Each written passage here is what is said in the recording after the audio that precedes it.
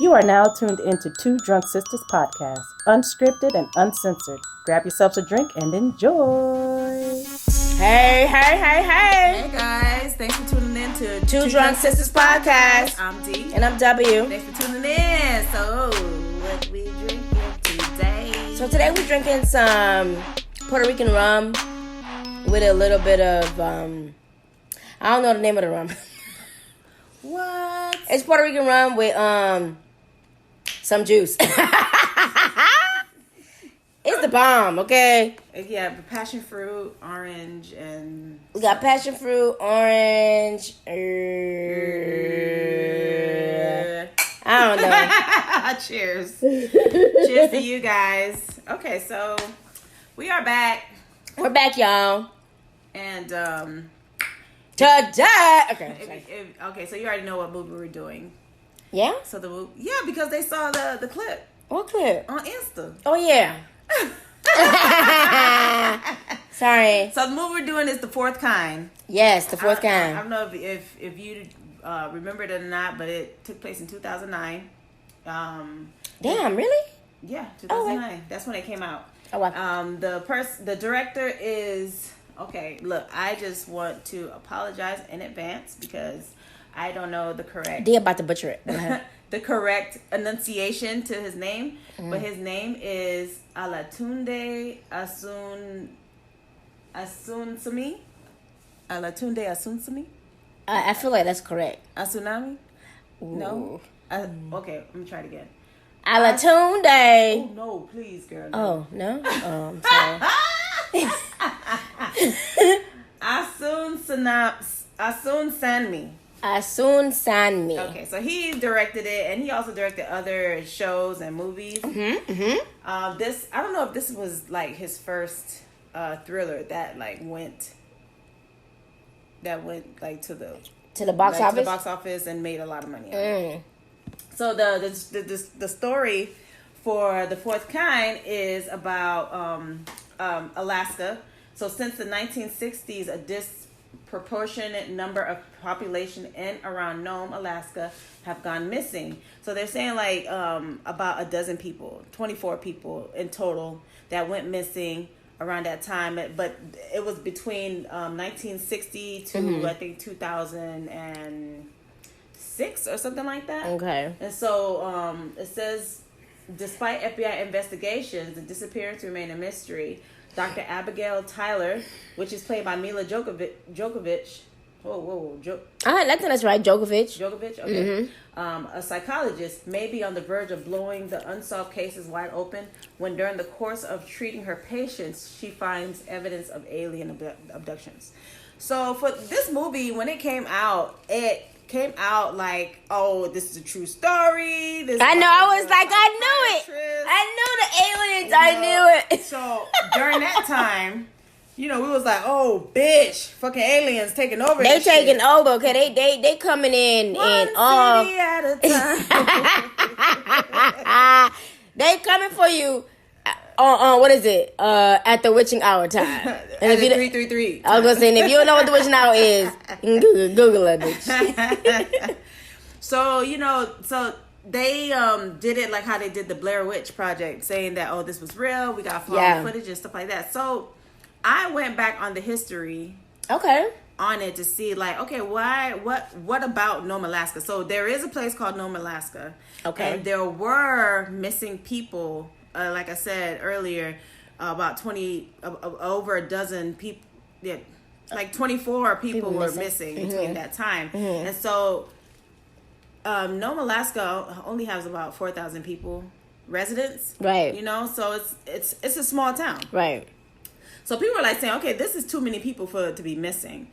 So that's their secret. It never been solved. They never found the bodies. People were just missing. Right. But the FBI was saying that, when people get intoxicated, it's a big, vast area. Right. It's cold. It's always snowing.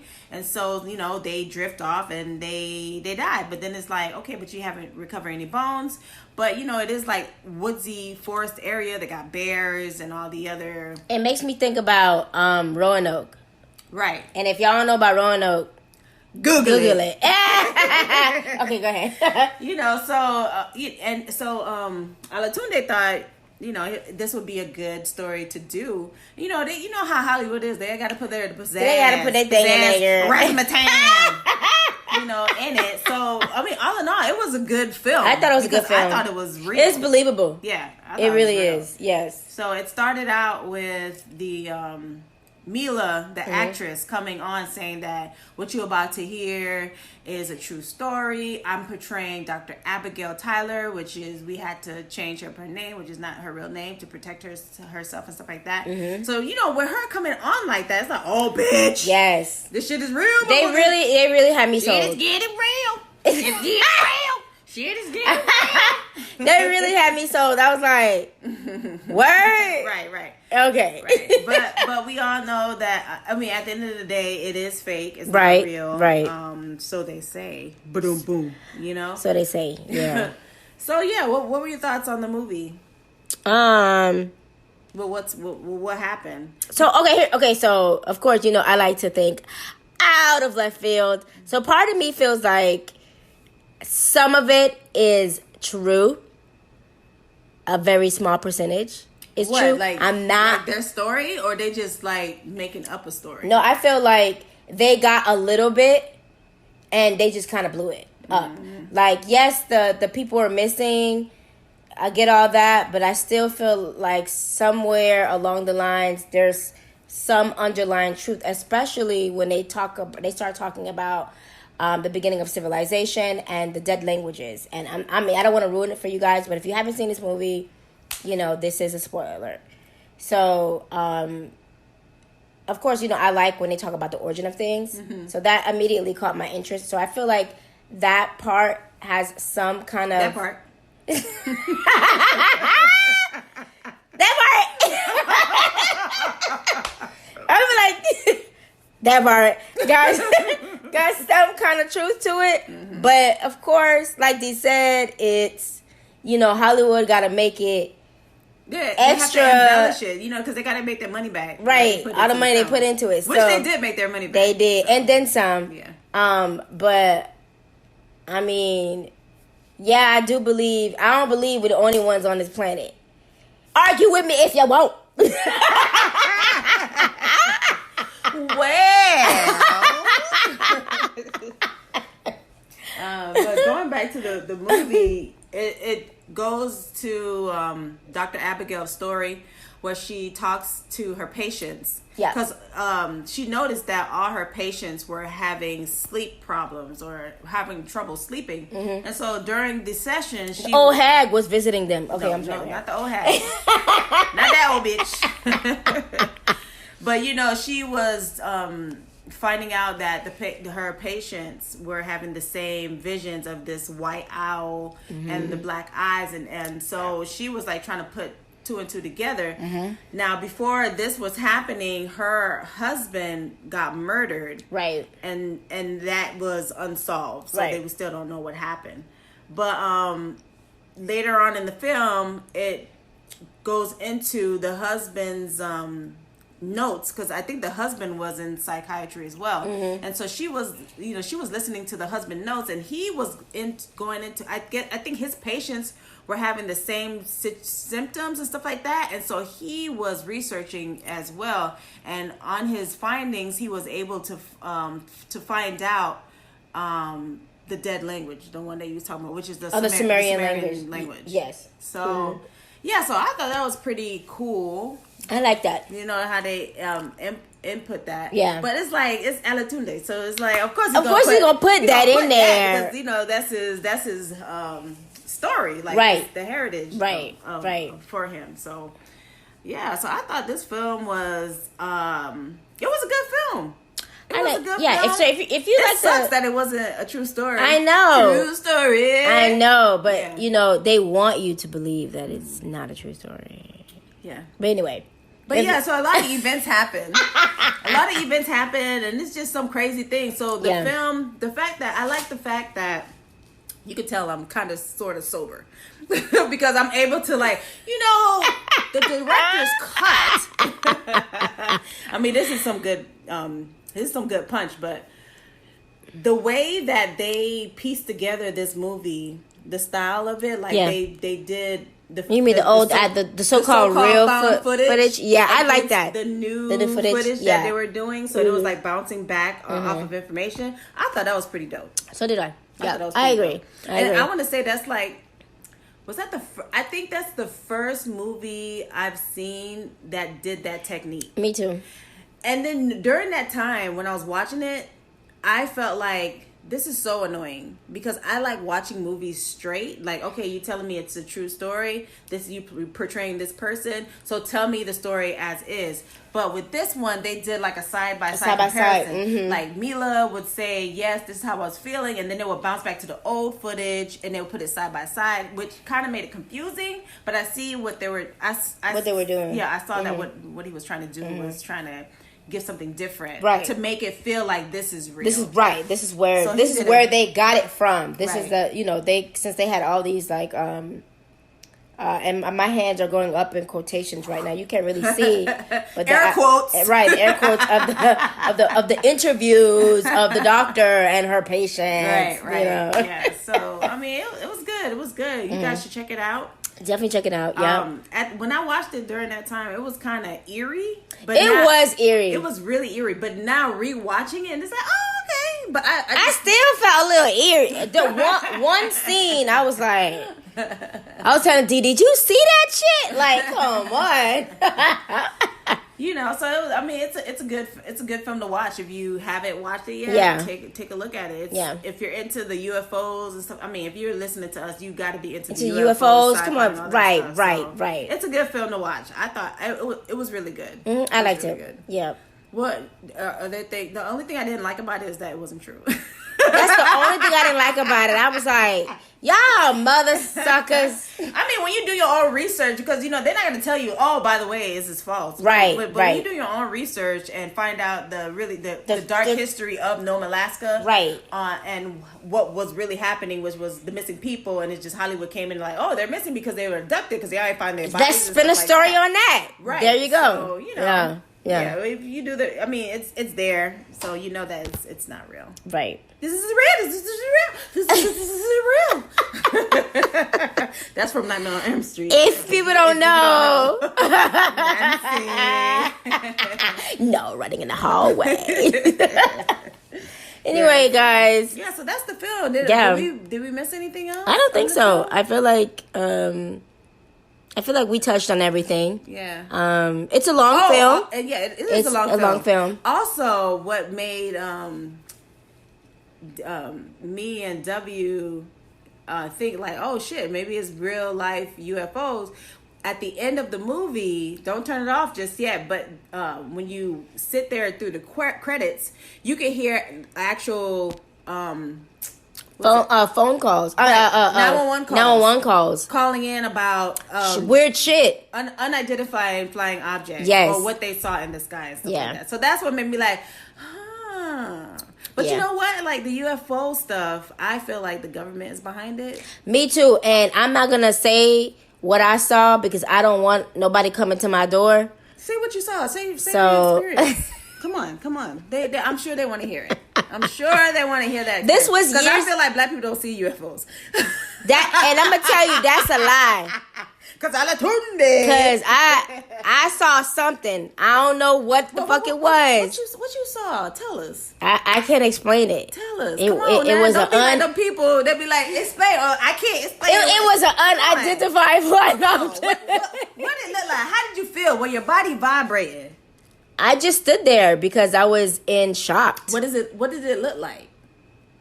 It looked like aluminum foil. Was it a ball? No. I said balls. A balls? I'm talking about balls. Okay. Was it a ball? Was it a square? It was a very weird shaped thing in the air. Was it an octagon? Listen. With the words on it. I don't know what shape this was. I don't know. And I saw it in Little Haiti.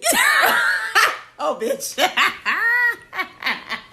So if you from Miami, you know where Little Haiti's at, then you know what I'm talking about. Oh, Lord. But anyway, it was weird. I was like, what the fuck is that? What the fuck is that?